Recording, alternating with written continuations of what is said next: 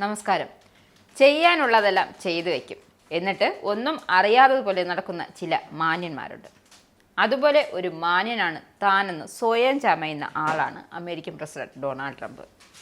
ഇന്ത്യക്കെതിരെ പറയാനും ചെയ്യാനുമുള്ളതൊക്കെ പറയുകയും ചെയ്യുകയും ചെയ്യും.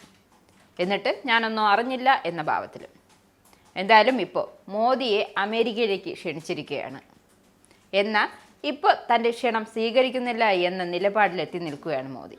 കാരണം പഹൽഗാം ഭീകരാക്രമണത്തെ തുടർന്ന് ഇന്ത്യയുടെ ഓപ്പറേഷൻ സിന്ദൂറിന്റെ ഭാഗമായ വെടിനിർത്തൽ നടത്തിയ അന്നു മുതൽ കേൾക്കാൻ തുടങ്ങിയാണ് ട്രംപിന്റെ തള്ളൽ. കാരണം താൻ ഇടപെട്ടിട്ടാണ് വെടിനിർത്തൽ പ്രാവർത്തികമാക്കിയത് എന്നത്.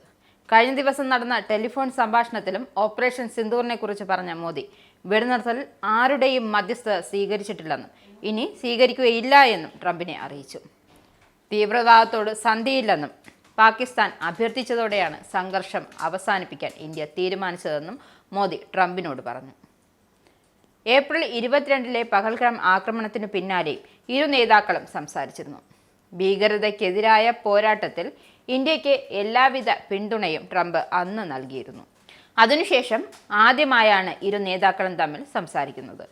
ട്രംപിന്റെ പിന്തുണ കിട്ടിയതൊക്കെ ശരിയാണ്. പക്ഷേ പാക്കിനൊപ്പം കൂട്ടുനിൽക്കുന്ന അല്ലെങ്കിൽ തീന്മേശയിലിരിക്കുന്ന ട്രംപിനെ എങ്ങനെ ഇന്ത്യ വിശ്വസിക്കും?